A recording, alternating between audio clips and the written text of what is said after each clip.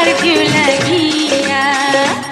আমায় দোষয়া কারণ বলো করি কি এখন, নদীর ঢেউ কি রাখা যায় বান্ধিয়া রে, নদীর ঢেউ কি রাখা যায় বান্ধিয়া।